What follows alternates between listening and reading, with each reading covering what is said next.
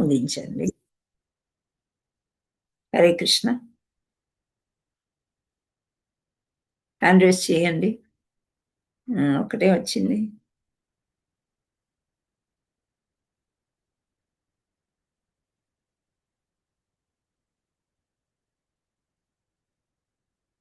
రావణి Mataji continue చేయండి, చెప్పండి. హరే కృష్ణ మాతాజీ. మ్మ్. ఈరోజు ఏకాదశి ఏంటి అంటే సఫల ఏకాదశి మాతాజీ. మ్మ్. దాని విశిష్టత ఏంటి అంటే ఎవరైనా తప్పులు చేసింటే ఈ ఏకాదశి చేయడం వల్ల వాళ్ళకి మంచి జరుగుతుంది అనేసి ఉంటుంది మాతాజీ. ఇది ఆ ఏకాదశి మహత్యం ఏంటంటే పాండవులు ధర్మరాజు శ్రీకృష్ణుడికి చెప్పినట్టు శాస్త్రాలు చెప్తున్నాయి మాతాజీ. మార్గశిర మాసంలో వచ్చే బహుళ ఏకాదశిని సఫల ఏకాదశి అని అంటారు. సఫల ఏకాదశి రోజు జాగరణ చేస్తే మంచి మాతాజీ. ఏకాదశి వ్రతం చేసి నైట్ జాగరణ చేస్తే చాలా మంచిది అనేసి చెప్తున్నారు. ఈరోజు ఏంటి అంటే చంపావటి అనే రాజ్యంలో మాహిష్మాన్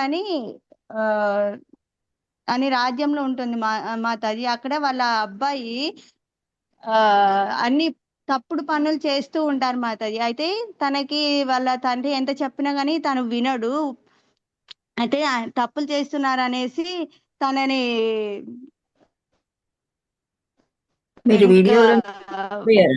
సహించలేక తను విష్ణువుని మాతాజీ. మీరు వీడియో ఏమైంది? హరే కృష్ణ మాతాజీ. మీ వీడియో రావట్లేదా మాతాజీ? రాలే కదా.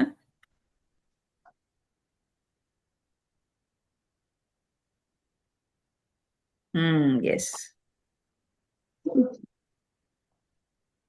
తను తప్పులు చేస్తున్నాడు. ఇంకొకటి ఏంటి అంటే దొంగతనాలు చేస్తున్నాడు, మద్యము ఇలా తాగడం అన్ని చేస్తున్నాడు. ఇంకొకటి విష్ణు భక్తుల్ని దూషించాడు అనేసి ఇంకా తనకి బాగా కోపం వచ్చేసి తనని రాజ్యం నుంచి వెళ్ళగొట్టేస్తాడు మాతాజీ. అయితే వెళ్ళగొట్టేసినందుకు తనకి బాగా కోపం వచ్చేసి నేను ఈ రాజ్యాన్ని ఏదో ఒకటి చేసేస్తాను, నన్నే వెళ్ళగొట్టేశారు కదా అనేసి తను బాగా కోపం పెంచేసుకొని దొంగతనాలు చేస్తూ ఉంటాడు. అయితే దొంగతనాలు చేస్తూ ఉంటే ఒకసారి బట్టలకు చిక్కుతాడు.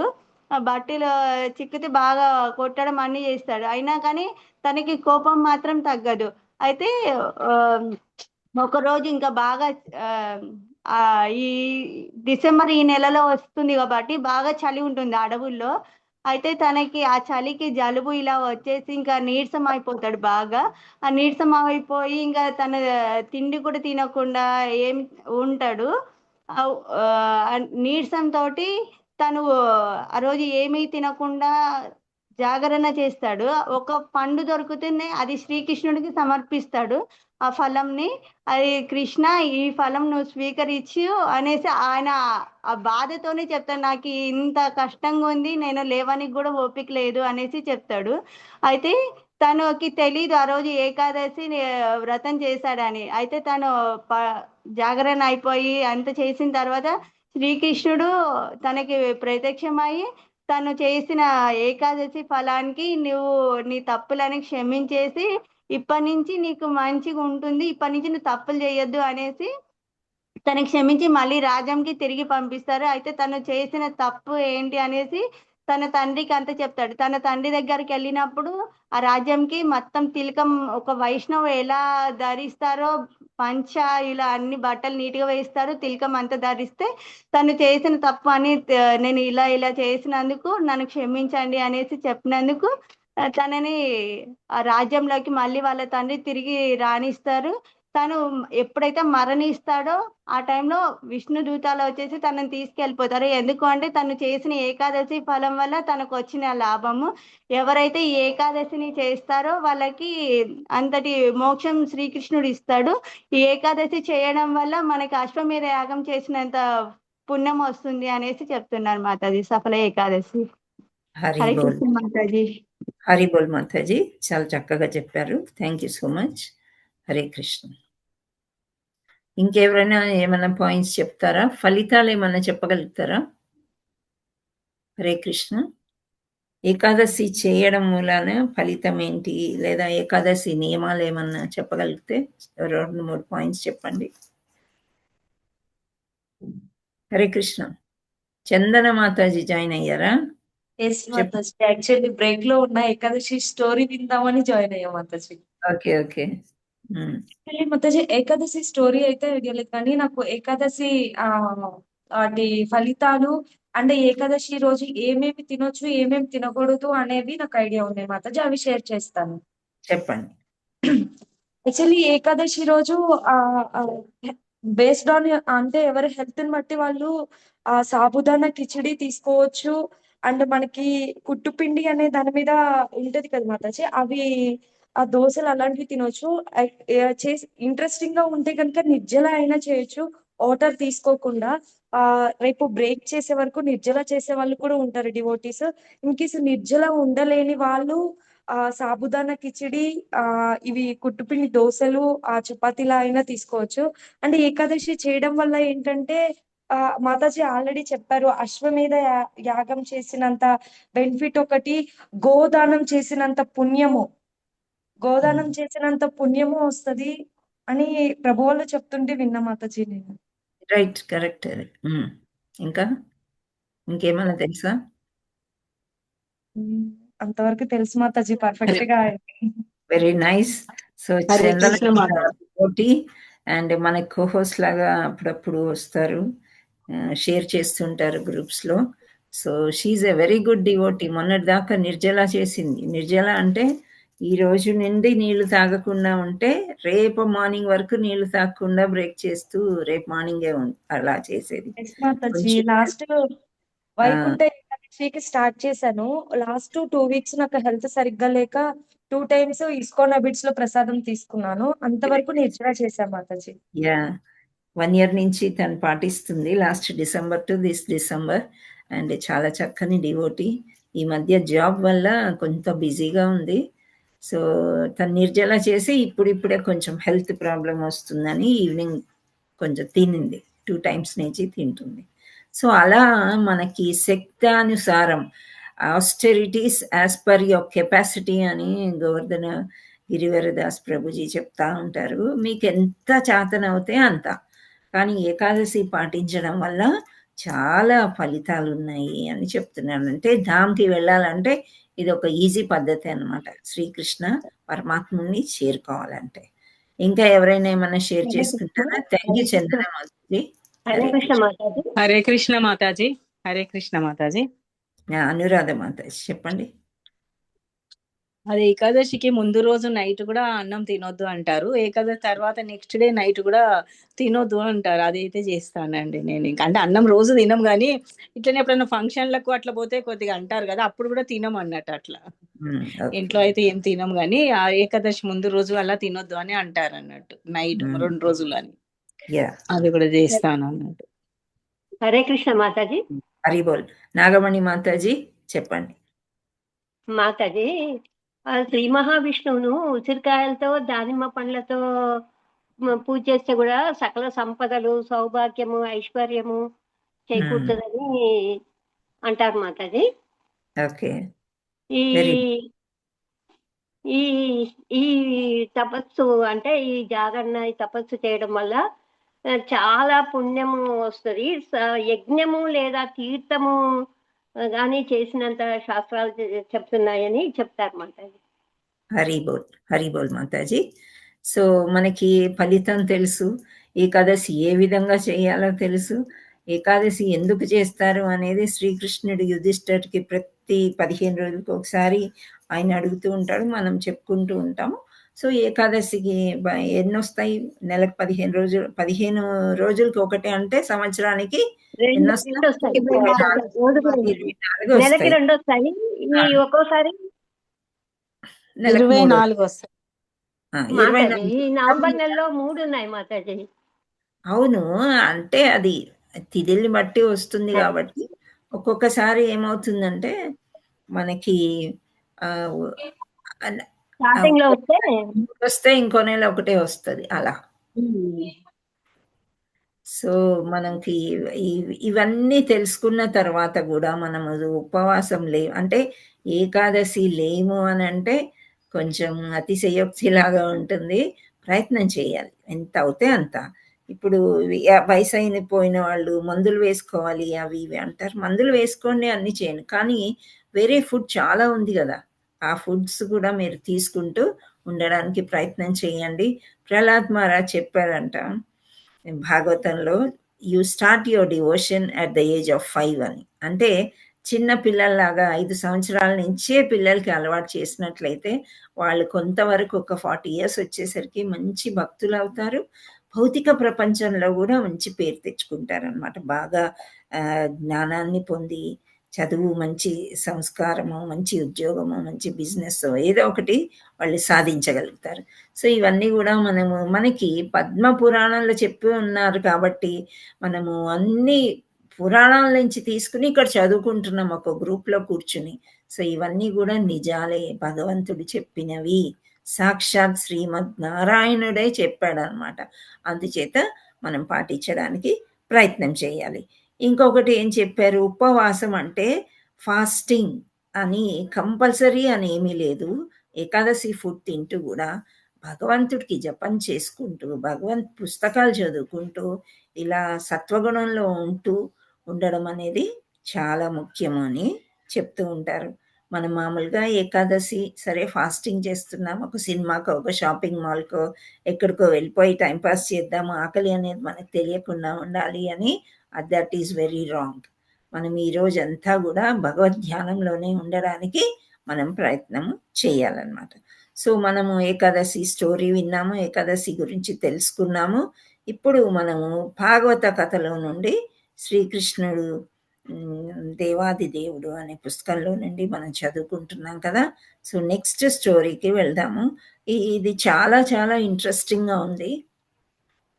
అయితే శ్రీకృష్ణుడు, బలరాముడు అందరినీ కలుసుకోవాలని ఎక్కడికి వెళ్ళారు నిన్న స్టోరీలో? హరే కృష్ణ. బృందావనానికి వెళ్ళారు మాతాజీ. బృందావనం అసలు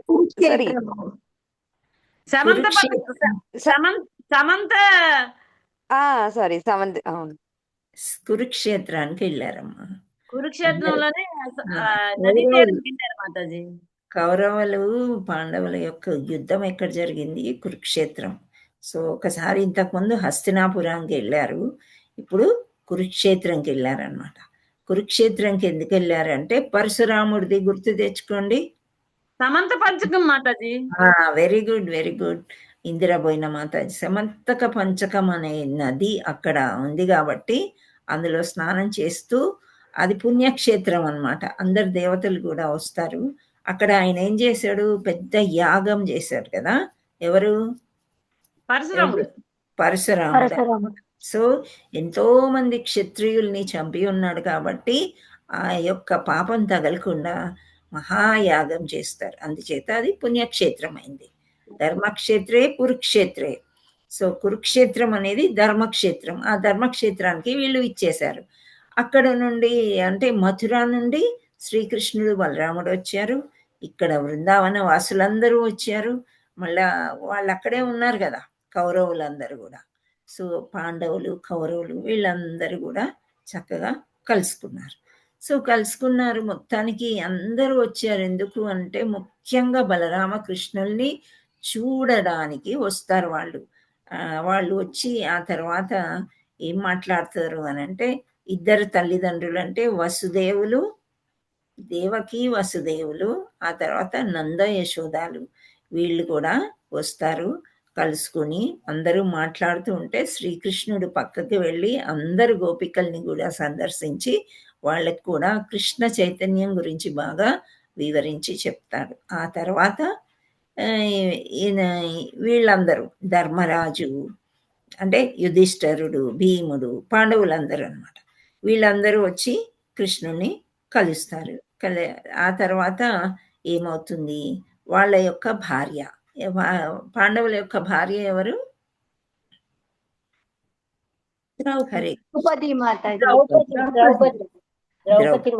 వాళ్ళ హెడ్డింగ్ ఏంటంటే ద్రౌపది శ్రీకృష్ణుని రాణులను కలుసుకొనుట.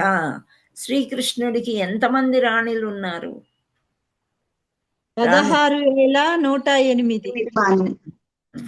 16,108 మంది ఉన్నారు. అంటే 8 భార్యలు, ఆ తర్వాత ఈ 16,108 108 అంటే నరకాసుని వధ అప్పుడు 16,000 మందిని కూడా చేపడతాడు.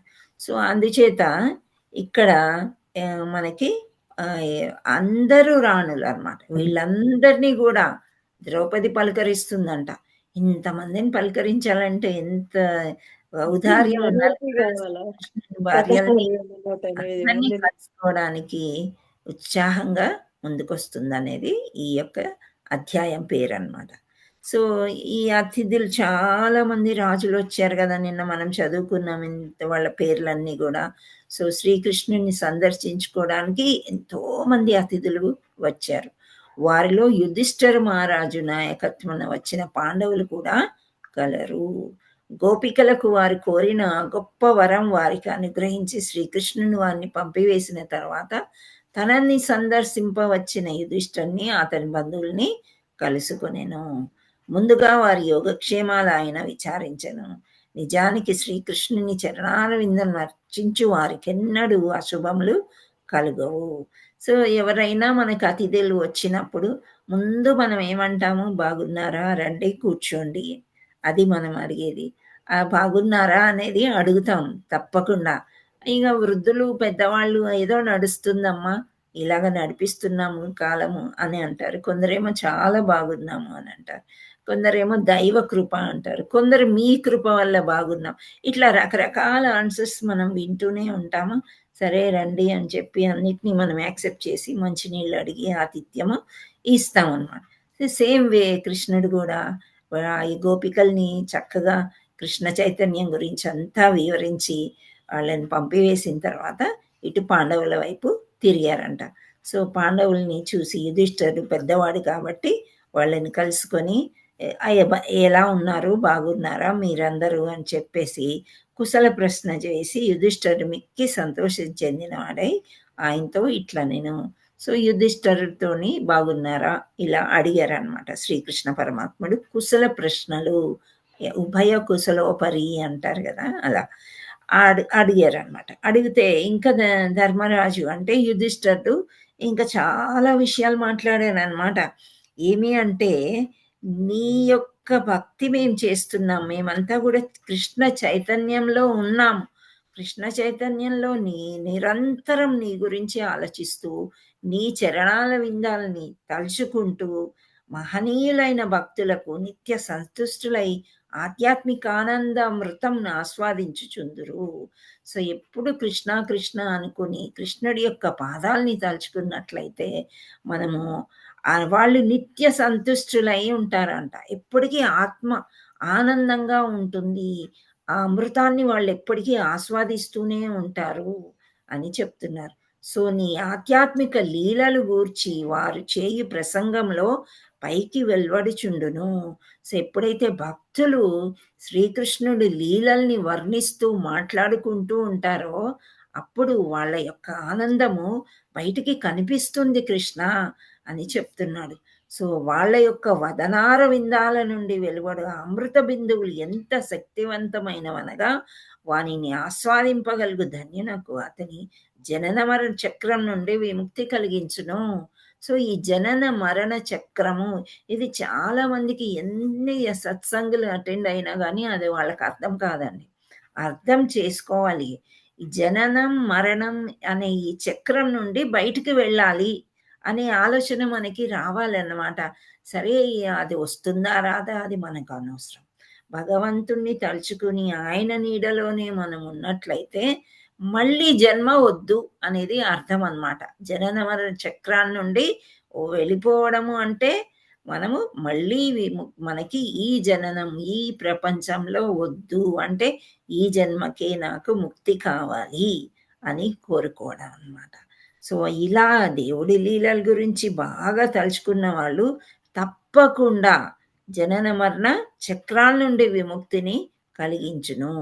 మా ఐహిక బద్ధ జీవనానికి కారణం దేవాది దేవుడగు నిన్ను మేము విస్మరించుట అయినను అదృష్టవశమున మేము నీ దివ్య లీలను ఆలగింపగలిగిన మరుక్షణమున మా ఆ విస్మృత అంధకారము పటాపంచలగును. సో మనము ఇంతకుముందు కూడా చాలాసార్లు డిస్కస్ చేసాం. ఏమి అంటే సత్సంగంలో ఉన్నంతసేపు కృష్ణమయము, కృష్ణ ఆనందము ఇదే ఉంటుంది. సో నేను ఎంత చేస్తున్నాను, వాళ్ళు ఎంత చేస్తున్నారు, ఇవన్నీ మనం కొంచెం తూకం వేసుకుని చూసుకుంటూ ఉంటాం అన్నమాట. సో కొంతవరకు మనకు సాటిస్ఫాక్షన్ ఉంటుంది, లేదా వేరే వాళ్ళని చూసి ఇంకా ఎక్కువ చెయ్యాలి. మన కెపాసిటీని బట్టి మనం ఎంత చేస్తున్నామో అంతే భక్తి భగవంతుడు మనతో తీసుకుంటాడు. అంతకంటే ఎక్కువ మనం చేయలేనప్పుడు ఆయన చెయ్యమని కూడా ఏమీ అనడు. కానీ ఇక్కడ ధర్మరాజు యుధిష్ఠిరుడు ఏమంటున్నాడంటే, మేము ఎప్పుడైనా కొంచెం విస్మరించిన దేవాది దేవుడిని మర్చిపోయినా, ఏదో ఒక నిమిషంలో మర్చిపోతూ ఉంటాం. మెయిన్గా ఎప్పుడు మర్చిపోతామో మీకు ఏమైనా గుర్తున్నాయా? కొన్ని క్షణాలు ఏమన్నా చెప్పగలరా? మెయిన్గా అన్ని సంతోషాలు దొరికినప్పుడు భగవంతుడు గుర్తున్నాడు మాతాజీ, మాకు అన్ని ఉన్నాయి కదా అని అప్పుడు చెప్పాలని మర్చిపోతాము. మనకు ఉండదు. ఆ సంతోషంలో నిమగ్నం అయిపోయి ఇంకా మన కుటుంబ సభ్యులతోని చాలా సంతోషంగా ఎగురుతూ గెంతుతూ ఉంటాం. అదొకటి. ఇంకొక విషయం కూడా మనకి నాకైతే నా ఎక్స్పీరియన్స్ చెప్తున్నాను. సామాన్యంగా ఇప్పుడు భోగం వండుతాము, భగవంతుడికి పెడతాము, నైవేద్యం అంతా బాగానే ఉంటుంది. ఆ తర్వాత మహాప్రసాదే గోవిందే అని చెప్పకుండానే ఒక్కోసారి మెక్కేస్తానే ఉంటాం. ఇది ఎప్పుడైనా జరిగిందా మీకు? హరే కృష్ణ. చాలా సార్లు జరుగుతుంది మాతాజీ. సాధారణంగా జరుగుతుంది కదా. అప్పుడే ఎందుకు భగవంతుడికి అన్ని నివేదన చేస్తాం, అన్ని చేస్తాం, కానీ ఆ భగవంతుడు ఇచ్చిన ప్రసాదాన్ని పుచ్చుకునేటప్పుడు మాత్రం భగవంతుడిని విస్మరిస్తాం సామాన్యంగా. గుడిలో సత్సంగంలో అక్కడ ఉన్నప్పుడు వాళ్ళు అందుకనే ఎవరైనా చెప్పుకోకుండా తినేస్తారేమో అని చెప్పిస్తారు. కోరస్ మహాప్రసాదే గోవిందే అన్ని పద్యం శ్లోకం పలికించిన తర్వాత ప్రసాదం ఇస్తారు. కానీ ఇంట్లో సంగతి నేను చెప్తున్నా. సో అలా విస్మరించడం అని అప్పుడప్పుడు జరుగుతుందనమాట. జరిగిన తర్వాత అప్పుడు ఆ తులసి దళం చూసినప్పుడు అమ్మో ఇది దేవుడి ప్రసాదం కదా, అప్పుడు తినుకుంటూనే మహాప్రసాదే గోవిందే అని చెప్పుకొని ఆ శ్లోకం ఎంత వస్తే అంత చెప్పుకొని మనం చేస్తాం. సో అప్పుడప్పుడు విస్మరించిన అదృష్టవశమున, అంటే ఇన్ని లీలలు విని ఇన్ని క్లాసులు ఇవన్నీ వింటున్నాం కాబట్టి గుడికి వెళ్ళి భగవంతుడిని చూస్తున్నాము, ఆనందిస్తున్నాము, ఆయన బట్టలు అలంకరణ అన్ని చూసి ఆయన లీలల్ని ఆలకిస్తున్నాము. ఇవన్నీ చేయటంలో మాకు ఇవన్నీ ఏదైతే మనం అంధకారంలో వస్తున్నామో అది పటాపంచలైపోతుంది అని చెప్పారు. సో మనకి మొదటి ముద్ద తినేలోపు నిజమే ఆకలేస్తుంది, పొద్దున్న నుండి పని చేశాము, మరి అప్పుడు విస్మరించిన మళ్ళీ వెంటనే భగవంతుడు గుర్తుకొస్తాడు ఎప్పుడైతే నీ గురించి ఆలోచిస్తామో అని ఇక్కడ యుధిష్ఠిరుడు చెప్తున్నాడు.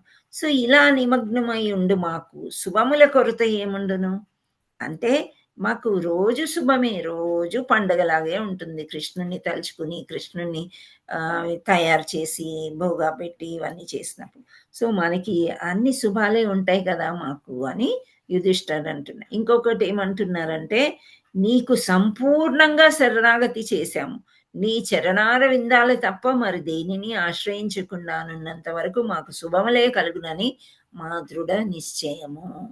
సో ఇప్పుడు మనం అన్ని కూడా శుభాలే జరుగుతాయి అంటే మనం చూసే విధానం మారుతుంది అని అర్థం అన్నమాట. అన్ని శుభాలే జరుగుతాయంటే కొన్ని మనకి ఇష్టం లేనివి అవి జరగకూడని కూడా జరుగుతాయి, లేదని కాదు. కానీ మన మనస్సు మాత్రం ఎప్పుడైతే ఆత్మనివేదన చేసుకున్నామో, పూర్తిగా శరణాగతి పొందామో, అప్పుడు కృష్ణుడికి ఇది ఇష్టమేమో అందుకే ఇది జరగలేదు అని మనం అనుకొని దృఢంగా నిశ్చయించినప్పుడు మనకు అన్ని శుభాల్లాగే కనిపిస్తాయి అని యుధిష్ఠిరుడు చెప్తున్నాడు.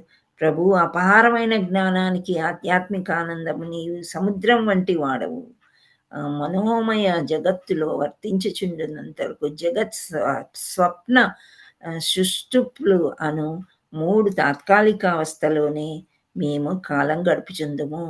జాగ్రత్త అంటే మేల్కొని ఉండడము, స్వప్న అంటే పడుకొని ఉండడం, సుష్టు అంటే సుషుప్తుల అను అంటే తాత్కాలిక అవస్థలు అన్నమాట. ఇవన్నీ కూడా మనం మేల్కొని ఉన్నా, పడుకున్నా, స్వప్నాలు కంటున్నా అంటే కలలు కంటున్నా, ఇవన్నీ కూడా తాత్కాలికంగా ఉండే వాటిలోనే మేము కాలం గడిపేస్తూ ఉంటాము అని చెప్తున్నారు. సో కానీ కృష్ణ చైతన్యము పొందిన మరుక్షణము 3 అవస్థలు ఉండవు. మనకి ఎప్పుడు నిద్ర వస్తుందో తెలియదు, ఎప్పుడు ఆకలిస్తుందో తెలియదు, ఎప్పుడు కలలు కంటామో మనకి తెలియదు అనమాట. కానీ కృష్ణ చైతన్యంలో ఉన్నప్పుడు అవన్నీ అవస్థలు మాకు ఉండవు. మాకు అనవసరంగా నిద్ర రాదు. ఏకాదశి రోజు పడుకోకూడదు అంటారు పగలు. ఎంత నిద్ర వస్తుందంటే మనకి జపం చేసేటప్పుడు ఆకలితోనే ఉంటాం కదా, ఇంక ఈవినింగ్ మనం తిన్న తర్వాత ఇంకా ఎక్కువ నిద్ర వస్తుంది. సో అవి ఉండకూడదు అని చెప్తున్నారు ఇక్కడ. ఎవరు యుధిష్ఠిరుడు అంటున్నాడు, మేము నీకు పూర్తి శరణాగతి పొందాం కాబట్టి మాకు ఈ 3 అవస్థలు ఉండవు. కృష్ణ చైతన్య ప్రక్రియను అభ్యాసం చేయుట చేత ఆ 3 అవస్థలు నిరస్తములగును. ముక్తులకు నీవే చరమగమ్యం. వైదిక ధర్మాన్ని పునరుద్ధరించుకుంటకై నీ అంతర శక్తి అయిన యోగమాయ సహాయంన స్వచ్ఛందగానే నీవు ఈ భూమిపై అవతరించితివి. ఒక సాధారణ మానవు వలె నీవు ఇందు జన్మించితివి. నీవు దేవదేవుడవటం వలన సంపూర్ణంగా నీకు శరణాగతి చేసిన వారికి ఎవ్వరికి నీ అశుభము కలుగదు. సో ఇక్కడ చాలా క్లియర్గా చెప్తున్నాను, అన్ని శుభాలే మాకు, ఎందుకంటే మాకు ఎప్పుడు ఆధ్యాత్మిక ఆనందం ఉంటుంది. మేము కృష్ణ చైతన్యంలో ఉన్నాము, నిన్నే తలుచుకుంటున్నాము, నీ శరణాగతి పొందాము అని చెప్తున్నాడు. కానీ అప్పుడప్పుడు విస్మరించినంతనే వెంటనే మళ్ళా మాకు గుర్తు చేస్తావు, నీ లీలల ద్వారా మేము జ్ఞాపకం చేసుకొని ఉంటాము అని చెప్తున్నాడు. సో మా కొరకే నీవు స్వచ్ఛందంగా ఈ భూమిపైకి అవతరించావు, మా కొరకు వచ్చి మమ్మల్ని అంత ఉద్ధరిస్తున్నావు కాబట్టి మాకు అపశుభం అనేది ఉండదు అని యుధిష్ఠిరుడు చెప్తున్నాడు. యుధిష్ఠిరుడు చాలా కష్టపడ్డాడు కదా, ఎన్నో కష్టాలు పడ్డాడు, అవునా కదా? హరే కృష్ణ. అయినప్పటికీ అన్ని శుభాలుగానే తీసుకుంటున్నాడు ఆయన. అంటే ఏది ఎక్కడ ఏం జరగాలని కృష్ణుడే చేస్తున్నాడని నమ్మకం అన్నమాట. సో దానివల్ల ఎటువంటి అశుభం కలుగనేరదు అని చెప్తున్నాడు. సో శ్రీకృష్ణుడు తను దర్శింపవచ్చిన వివిధ వ్యక్తులను కలుసుకుంటలో తీరిక లేకుండానున్న సమయంలో అతను చూచుకొని కురు యదువంశం వారి అంతఃపుర స్త్రీలు సైతం ఒకరినొకరు కలుసుకొని కృష్ణుని ఆధ్యాత్మిక లీలను గురించి సంభాషించు కొనసాగిరి. సో ఎప్పుడైతే ఈ మగవాళ్ళందరూ ఒక దగ్గర చేరి వాళ్ళు యోగక్షేమాలు కనుక్కుంటూ మాట్లాడుకుంటున్నారో, పెద్దవాళ్ళు ఒక దగ్గర మాట్లాడుకుంటున్నప్పుడు ఇంకా కోడళ్ళు, కూతుర్లు వీళ్ళందరూ ఉంటారు కదా, అందరి రాణులు, స్త్రీలు, వాళ్ళందరూ కూడా ఒకరినొకరి కలుసుకొని ఆ ఆధ్యాత్మిక లీలలైన కృష్ణుడి గురించి సంభాషించుకుంటూ ఉన్నారట. సో ద్రౌపది ముందుగా శ్రీకృష్ణుని భార్యలను ఈ విధంగా ప్రశ్నించెను. ఇక్కడ కేర్ఫుల్గా వినండి, శ్రీకృష్ణుని భార్యల పేర్లు చెప్పారు. ప్రియమైన రుక్మిణి, భద్ర, జాంబవతి, సత్య, సత్యభామ, కాళింది, సైభ్య, లక్ష్మణ, రోహిణి. ఇతర కృష్ణ పత్నులారా, రోహిణి అనే ఆమె ఆ 1000లో వస్తుంది. సో ఇక్కడ అందుకే 9 వచ్చాయి. ఇతర కృష్ణ పత్నులారా, దేవాది దేవుడైన శ్రీకృష్ణుడు మిమ్మల్ని భార్యలుగా ఎట్లు స్వీకరించను? సామాన్య మానవుల స్త్రీల వలె ఆయనను మీరెట్లు వివాహం ఆడగలిగారో నాకు తెలియజేసేదరా. సో ఈమెకు ఒక ఇంక్విజిటివ్నెస్ అనమాట. యాక్చువల్లీ అది వీళ్ళకు ఉండాలి, కృష్ణ భార్యలకు ఉండాలి. ద్రౌపదీదేవి ఏం చేసింది, 5గురిని భర్తలుగా పొందింది కదా, అది ఎక్కడా లేని విచిత్రం జరిగింది అక్కడ. కానీ ఆమె ఇంత 1000 మంది భార్యల్ని ఎలా చేపట్టాడు శ్రీకృష్ణుడు, మీరే నాకు చెప్పాలి అని ఆ రాణులందరినీ పలకరించి ఈ విధంగా ఆయన లీలలేంటో మాకు చెప్పండి అని అడిగేసరికి వీళ్ళందరూ ఒక దగ్గర చక్కగా కూర్చుని ఉన్నారు. భోజనాల సమయం అయిపోయింది కదా. సో అప్పుడు ఫస్ట్ పట్టమనిషి అంటే పెద్దరాణి అయిన రుక్మిణీదేవి ఇట్లు జవాబు చెప్పాను. ఆమె ఏమంటుందంటే, ప్రియమైన ద్రౌపది, జరాసంధుడు మున్నగు రాజులు నన్ను శిశుపాలని తెచ్చి వివాహం చేయవలనని ఇంచుమించు నిశ్చయం చేసిరి. అది ఈ స్టోరీ మనం చదువుకున్నాము. సో అది మీకేమైనా గుర్తుందా ఎవరికైనా? శిశుపాలునికి ఇచ్చి పెళ్లి చెయ్యాలనుకుంటాడు కదా జరాసంధుడు, ఆ రాజులు అందరు కలిసి. అప్పుడు ఏం చేస్తాడు శ్రీకృష్ణుడు? రుక్మిణీదేవికి ఇష్టం ఉండదు మాతాజీ. అయితే రుక్మిణీదేవి లెటర్ రాసి పంపిస్తుంది. అయితే శ్రీకృష్ణుడు ఎవరైతే భటుడితో పంపిస్తాడు కదా, ఆ లెటర్ చదివేసి అక్కడికి వచ్చేసి రుక్మిణి దేవిని హరిబోల్. కొంచెం నెట్ డిస్టర్బ్ అవుతుంది తల్లి. మీ నెక్స్ట్ మాతాజీ ఒక బ్రాహ్మణునితో పంపిస్తారు మాతాజీ. లెటర్ బ్రాహ్మణునితో పంపిస్తారు. దగ్గరికి వస్తాను అని. Okay okay, thank you. మీకు గుర్తుందా లేదా అడుగుదామని అనుకున్నాను. సో అందరికీ కూడా గుర్తుండుంటది. శ్రావణి మాతాజీ ముందుకు వచ్చారు, నాగమణి మాతాజీ వీళ్ళు ముందుకు వచ్చారు.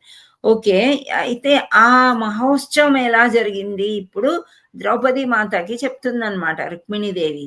వాళ్ళు ఇలా నా పెళ్లి నిశ్చయం చేశారు. ఎవరితో? శిశుపాలుడితో. శిశుపాలుడు మహాయోధుడు, కానీ ఈమెకి ఇష్టం లేదనమాట. సో వివాహ మహోత్సవానికి విచ్చేసిన రాజులందరూ సహజంగానే శాస్త్రాపహానులై వచ్చి ఆ వివాహానికి విఘాతము జూచు వారిలో పోరాడుటకు సంసిద్ధులుగా ఉండిరి. అయినను దేవదేవుడు వచ్చి సింగము గొర్రెల మంద నుండి గొర్రెపిల్లను అపహరించుకొని పోవు రీతిగా నన్ను ఆ కళ్యాణ మండపం నుండి ఎత్తుకొని పోయాను.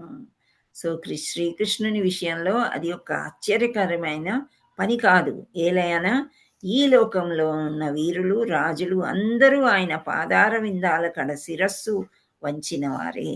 ప్రియమైన ద్రౌపది, జన్మ జన్మలకు సౌందర్య ఆనందముల విధానమైన శ్రీకృష్ణుని సేవా భాగ్యం పొందుటయే నా అభిమతము.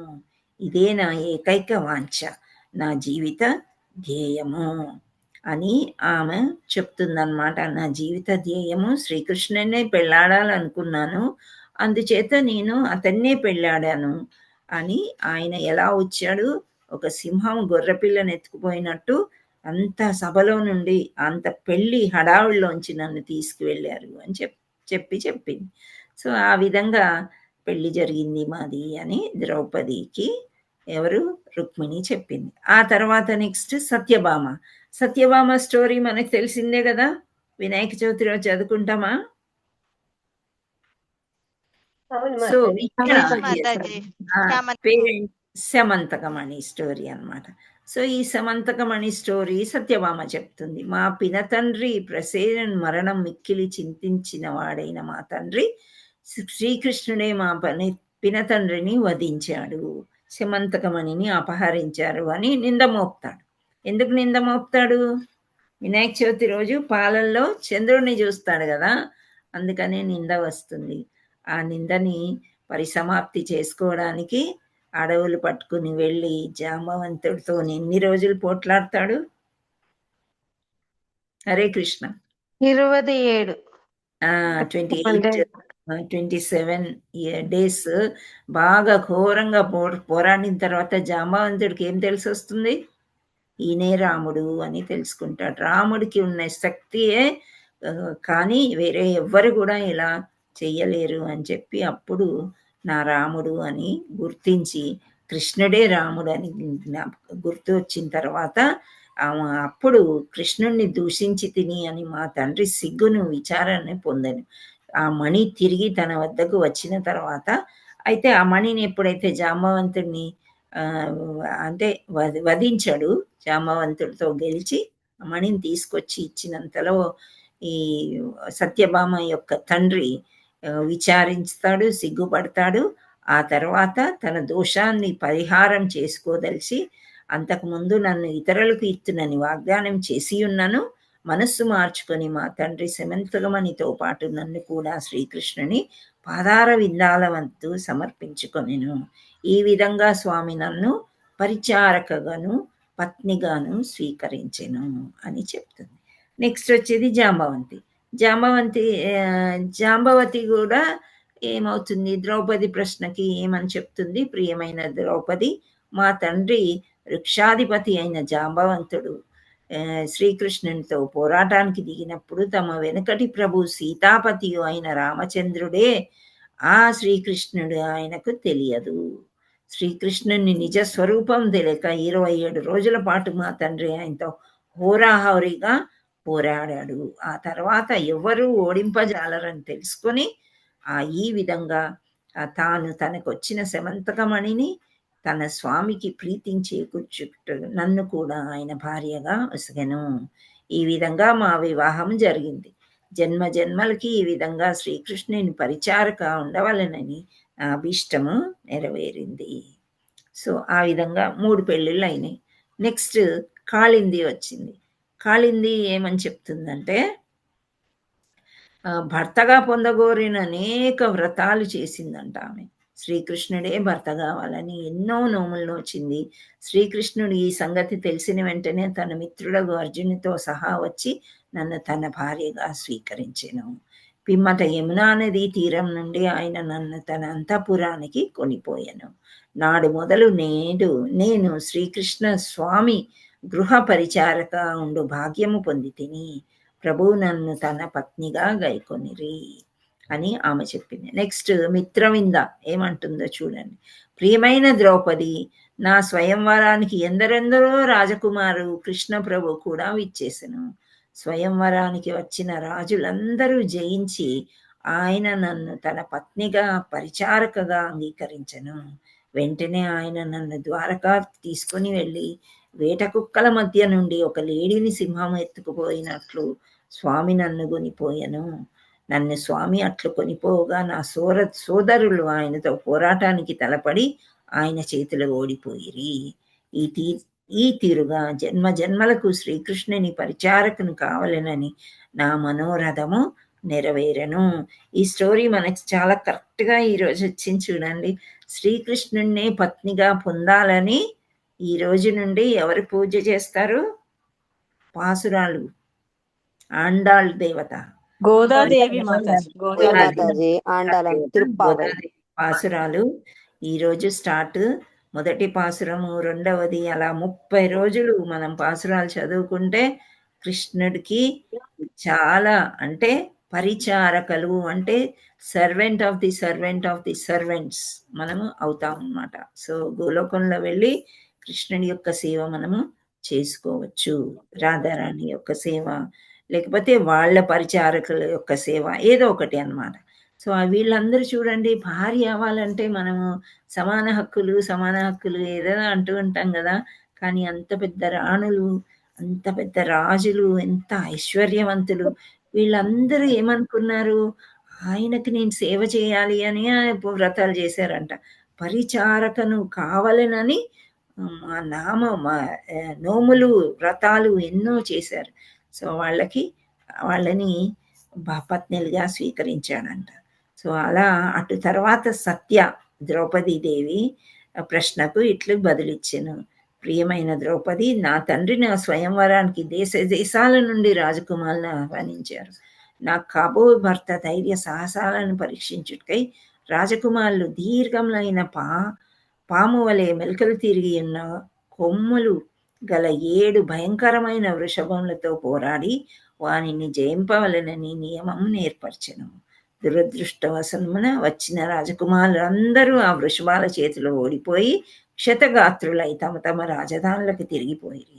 కానీ కృష్ణుడు వచ్చి ఆ వృషభాలను ఎదుర్కొన్నప్పుడు అది ఆయన ఒక శైశవ క్రీడగా తోచెను. చిన్నపిల్లలు ఆడుకునే వస్తువులాగా ఆ వృషభాల్ని అంతం చేశాడంట. ఆయన బంధించి వాటికి ముక్కుతాళ్ళు బిగించి చిన్నపిల్లలకు మేకపిల్లలు వశమగినంత సులభంగా ఆయన అవి వశవర్తులు అయ్యాను. మా తండ్రి మిక్కిలి ఆనందం చెంది నన్ను శ్రీకృష్ణునికిచ్చి మహావైభవంగా వివాహము జరిపెను. సో ఇక్కడ చూడండి, ఈ రాణికి వాళ్ళ తండ్రి చాలా ఇచ్చారంట. ఏంటి? నాకు అరణముగా ఆయన అనేక సైన్యాలను, అశ్వాలను, రథలను, గజములను, వందలాది దాసీ జనాలను వసెను. పిమ్మట కృష్ణ ప్రభువు నన్ను తన రాజధాని నగరాన్ని మగు ద్వారకకు కొని వచ్చెను. అట్లు తిరిగి వచ్చినప్పుడు దారిలో ఎందరో రాజకుమారులు ఆయనకు ఎదుర్కొని వారందరినీ ఆయన ఓడించెను. ఆ విధంగా కృష్ణుని చరణారవిందాలను సేవించుకుని భాగ్యము నాకు లభించినది. ఆ తర్వాత భద్ర ఇలా చెప్తుంది. ప్రియమైన ద్రౌపది, కృష్ణుడు మా మేనమామ కుమారుడు. అంటే ఇక్కడ మేనమానం కుమారుడు అంటే బావ అవుతాడు కదా, బావ మరదళ్ళ వరుస అవుతుంది అని చెప్తుంది ఆవిడ. అదృష్టవశమున నా హృదయం ఆయన పాదార విందాల వైపు కృష్ణమయ్యను, ఆకర్షితమయ్యను. నా మనోభావాన్ని అర్థం చేసుకున్న మా తండ్రి శ్రీకృష్ణుని ఆహ్వానించి మహావైభవంగా మా వివాహం జరిపించెను. ఒక అక్షయని సైన్యము, పలువురు దాసీలు, మరి ఎన్నో కానుకలు ఆయన అరణంగా వసగెను. జన్మ జన్మలకు శ్రీకృష్ణుని పాదార విందాల చెంత స్థానము లభించినచో లేదో నాకు తెలియదు గాని నేను ఎచ్చట జన్మించినను స్వామి పాదార విందాలను విస్మరించుకుంటున్నట్లు అనుగ్రహింపుడని నేను నిరంతరము స్వామిని ప్రార్థించుచుండును.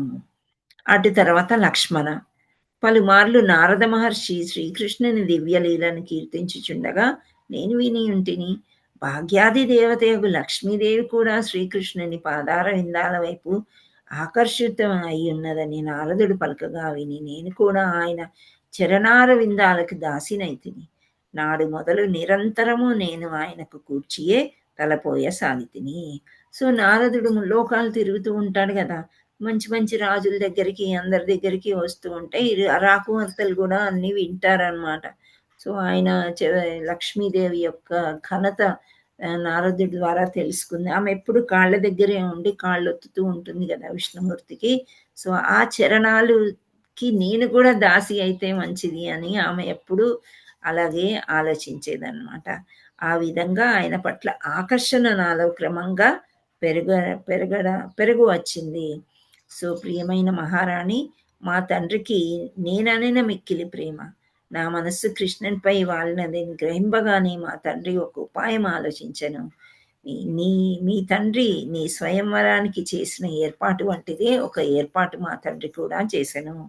సో ఇక్కడ ద్రౌపది యొక్క స్వయంవరం మనము గుర్తు చేసుకున్నట్లయితే పైన ఒక చేపను పెడతారు కదా, నీటిలో చూసి బాణం వేసి ఆ చేప గుడ్డుని బాణం వేసి చేస్తేనే అప్పుడే అర్జునుడు చేయగలుగుతాడు. సో ఇక్కడ ఈమె కూడా అలాగే చేశాడంట వాళ్ళ తండ్రి. ఆమె మనసు తెలుసుకుని శ్రీకృష్ణుడు ఒక్కడే అలా జయించగలుగుతాడు, వేరే వాళ్ళు చెయ్యలేరు అని అటువంటి ఉపాయం వాళ్ళ తండ్రి చేశాడంట. ఏంటి ఆ ఏర్పాటు అంటే,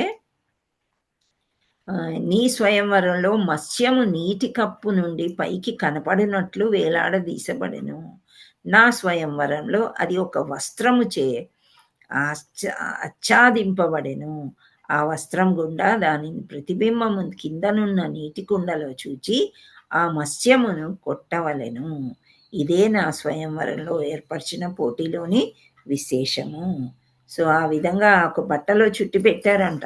అది నీళ్ళల్లో కనిపిస్తుంది, నీళ్ళల్లో చూసిన వాళ్ళకే కనిపిస్తుంది అదే చేప. దాన్ని కొట్టిన వాళ్ళకే నా కూతురునిచ్చి పెళ్లి చేస్తాను అని అన్నారంట. సో ఈ పోటీ గురించి ప్రపంచంలో అందరూ రాజులు వస్తారు, అందరూ పోరాడతారు. ఆఖరికి అర్జునుడు కూడా వస్తాడంట, కానీ అర్జునుడు కూడా గెలవలేకపోతాడు అని చెప్తాడు. ఆ తర్వాత రాకుమారులందరూ ఆశాభంగం చెందిరి. కొందరు ప్రయత్నం కూడా చేయకుండానే స్వయంవర మంటపం నుండి నిష్క్రమించిరి. కొందరు అనుకున్నారు, అమ్మో ఇది అయ్యేటట్లేదు, మంచి మంచి వాళ్ళు ఓడిపోతున్నారని వెళ్ళిపోయారంట. సో చిట్ట చివరకు శ్రీకృష్ణుని వంతు వచ్చెను. ఆయన బాణం ఎత్తి అనాయాసంగా శైశవ క్రీడ వలె వాటిని సంధించెను. మత్స్య యంత్రము తెగి కింద పడెను. కృష్ణుడు ఇట్లు విజయం సాధించుట మధ్యాహ్న సమయంన అభిజిత్ లగ్నము జరిగెను. జ్యోతిష్ శాస్త్రం ప్రకారం అది చాలా శుభప్రదమగు సమయము. ఆ క్షణమున ప్రపంచమంతటా జయ జయధ్వనులు చెలరేగెను. ఆకాశం నుండి దేవతలు దుందుబులు మ్రోగించిరి. ఆనంద వివసులైన కొందరు దేవతాశ్రేష్ఠులు పుష్పవృష్టి కూడా కురిపించసాగిరి. ఆ సమయమున నేను నా చరణ మంజీరములు మధుర నిక్వాణములను చేయిచుండగా స్వయంవర మండపంలో ప్రవేశించి తిని నూతనమైన పట్టు వస్త్రాలను ధరించి కేశ పాసమున పుష్పాభరణములను దాల్చి ఉంటిని. శ్రీకృష్ణుని విజయవార్త విని నేను ఆనంద వివస్నై మధురముగా మందహాసం చేసి తిని నా చేతులలో వజ్రాలు పొదిగిన ఒక బంగారపు హారము తలతలా మెరుగుచుండెను. నా అంగుళీకము కాంతి ముఖంపై పడుట వలన నా వదనం ప్రకాశవంతమయ్యను. ముసురుకొని ముంగురలచి నా వదనం మరింత మనోహరమయ్యను. రెప్పలార్చుచు ముందుగానే నేను సభలోనున్న ఇతర రాజకుమారులందరినీ ఒక మారు తిలకించి చివరికి నా స్వామిని సమీపించి ఆయన కంఠంన బంగారు హారం వేసితిని. నేను ఇంతకుముందే నీకు తెలిపినట్లు ఆది నుండి నా మనస్సు శ్రీకృష్ణుని యందే లగ్నమయ్యుండుట అట్లు స్వామి కంఠంన నా హారాన్ని వేయగలుగుట ఒక ఘన విజయంగా నేను పరిగణించి తిని. స్వామి మెడలో నేను హారం వేసిన వెంటనే మృదంగ, పటాక, శంఖ, బేర్యాది వాద్యాలు మోగినవి. ఆ వాద్యాలు అనుగుణంగా ఆరితేరిన స్త్రీ పురుష నర్తకులు నాట్యం చేయసాగిరి. మహాగాయకులు మధురంగా గానము చేసిరి. ప్రియమైన ద్రౌపది, నేను శ్రీకృష్ణుని ఆరాధనీయుడైన పతిగా వరించుటయు ఆయన కూడా నన్ను తన పరిచారకగా స్వీకరించుట జరిగినప్పుడు హుతాశులై రాజకుమారుల నుండి పెద్ద కోలాహలము వెలువడెను. సో ఇక్కడ ఎంతోమంది రాజులు వచ్చారు, అందరిలో శ్రీకృష్ణుడే గెలిచాడు. ఇక్కడ స్వయంవరం అయిపోయింది. చక్కని వజ్రాల బంగారు హారము శ్రీకృష్ణుని మెడలో వేసింది. కానీ భగ్నం అయిపోయిన రాజులు ఉంటారు కదా, వాళ్ళు చాలా కలవరం పొందారనమాట. ఇంత మంచి అందగత్త, ఇంత ఐశ్వర్యవంతురాల్ని శ్రీకృష్ణుడు ఎంతమందిని ఎత్తుకుపోతాడు అని చాలా వాళ్ళకి కోపం వస్తుందన్నమాట.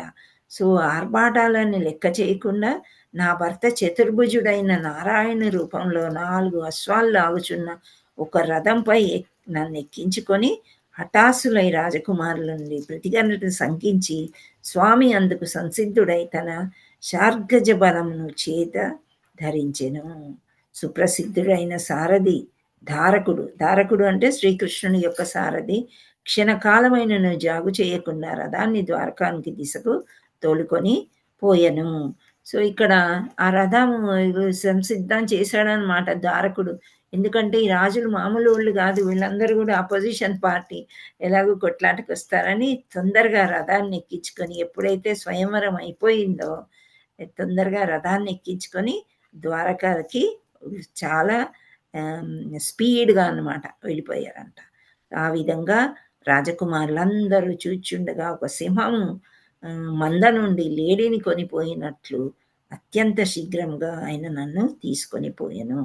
ఆ సమయమున స్వామి ధనువు నుండి విడిచిన బాణం వలన కొందరు ఎడమ చేతులు తెగిపోయినవి, కొందరు వేళ్ళు ఖండింపినవి, కొందరు తలలు తెగి విగజిత జీవులైరి, ఇతరులు రణరంగం నుండి పలాయనము చిత్తగించిరి. సో ఇక్కడ అందరినీ చంపుతూ, ఎందుకంటే వాళ్ళు యుద్ధానికి వస్తున్నారు కాబట్టి కొందరిని రకరకాలుగా వాళ్ళని వధించి ముందుకి వెళ్ళారంట. అనంతరం దేవదేవుడు జగత్ ప్రసిద్ధమైన ద్వారకానికి ప్రవేశించెను. ఇట్లు నగర ప్రవేశం చేయు సమయమున ఆయన సూర్య భగవాని వలె ప్రకాశించెను. ఆ ఉత్సవ సమయమున ద్వారకా నగరం అంతయు అద్భుతంగా అలంకరింపబడెను. నగరంలో ఎచ్చట చూచినను సూర్యరశ్మి ప్రవేశించుటకు వీలు లేనంతగా పతాకాలు, ధ్వజాలు, తోరణాలు అంతటను అలంకరించబడి ఉండెను. నేను ఇంతకు ముందే నీకు తెలిపి తిని, మా తండ్రి నేననిన అమితమైన వాత్సల్యమని శ్రీకృష్ణుని వివాహం ఆడవలనని నా మనోరథము నెరవేరినందుకు ఆయన మిక్కిలి ఆనందించి బంధుమిత్రులకు విలువైన దుస్తులు, ఆభరణాలు, శయ్యలను, తివాచీలను, ఇతరమైన పలు కానుకలను పంచిపెట్టెను.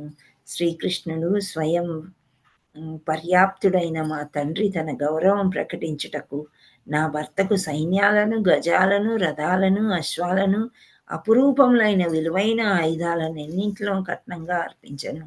ఎంతో ఉత్సాహంతో ఆయన స్వామికి వాటిని అర్పించుకొనెను. ప్రియమైన మహారాణి, ఆ సమయమున నాకు ఏమనిపించిందో తెలియనా? వెనుకటి జన్మలో నేనెంతో సుకృతం చేసుకునటం వలనని ఈ జన్మలో దేవదేవుని గృహ పరిచారకలలో ఒకతను కాగలిగితిని అని ఆమె అనుకుందంట. సో ఏదైనా మంచి జరిగితే పూర్వజన్మ సుకృతం అని అనుకుంటూ ఉంటాం కదా. సో ఆ రాణి కూడా అలా అనుకుందంట.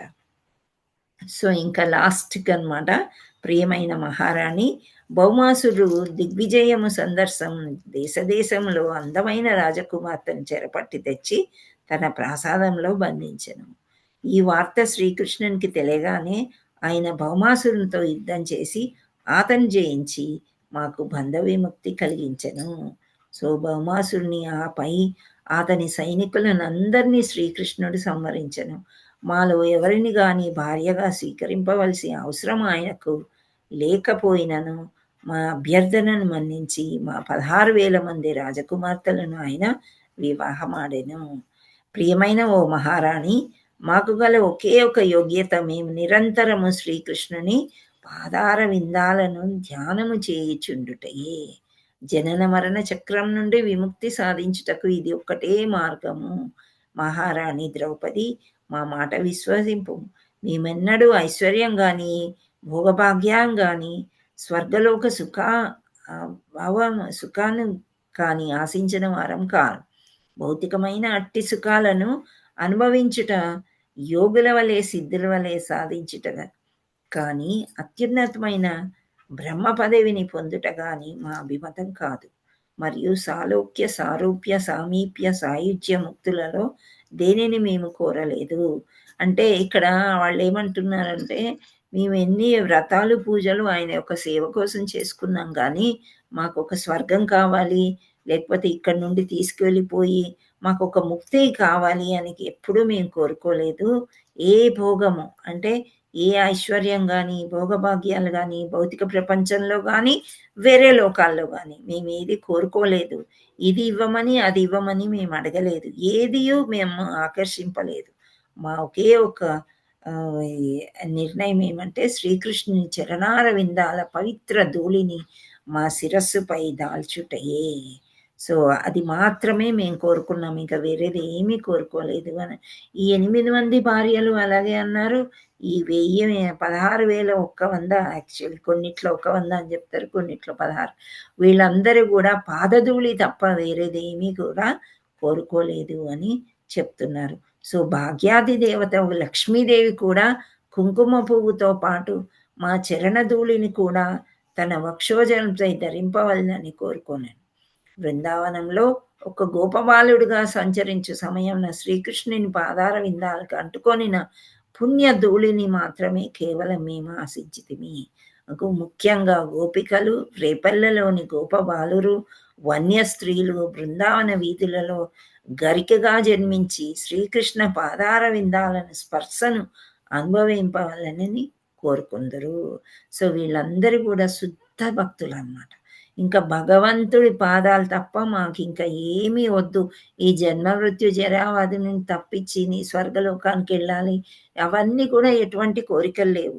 నీ పాదార విందాల్లో ఏది లేకపోతే బృందావనంలో గడ్డిపోచగా అంటే గరికిగా జన్మించి కృష్ణని పాదార విందాల స్పర్శను అనుభవించాలని వీళ్ళందరూ కోరుకుంటారంట.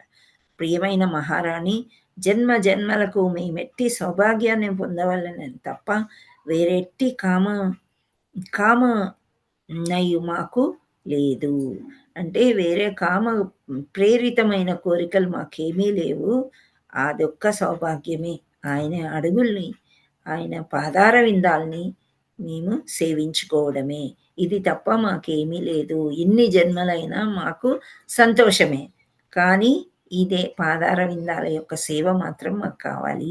ఆ సౌభాగ్యాన్ని మేము వదులుకోలేము అని ఈవిడ చెప్పిందనమాట. సో ద్రౌపది శ్రీకృష్ణుని రాణులను కలుసుకొనుట దశమస్కందం 82వ అధ్యాయం భక్తి వేదాంత సంభాష్యము సమాప్తము. హరే కృష్ణ హరే కృష్ణ కృష్ణ కృష్ణ హరే హరే, హరే రామ రామ రామ హరే హరే. హరే కృష్ణ. మాతాజీ, సంత్ ప్రభుజీ, శ్రీల ప్రపాద్ की जय, गुरु महाराज की जय. హరే కృష్ణ. మనం ఈ వివాహాలన్నీ మనం విడివిడిగా మనం తెలుసుకున్నప్పటికీ కూడా మళ్ళీ ఒక ట్రైలర్ లాగా మన ముందుకొచ్చి నేనైతే చక్కగా ఆస్వాదించాను. మరి మీకు ఎలా అనిపించిందో? హరే మాతాజీ, అన్ని పెళ్లిళ్ళు ఒకేసారి చూసినట్టుంది మాతాజీ, ఒకే మండపం మీద ఒకేసారి వాళ్ళ వర్ణన అనేది ఒక్కొక్కరు ఎంత మహారాణులు, కానీ వాళ్ళందరూ కూడా చరణార విందాలనే కోరుకున్నారు కానీ ఇంకేమీ కోరుకోలేరు. కృష్ణుడి దగ్గర ఎంత ఐశ్వర్యం అసలు, చాలా కదా.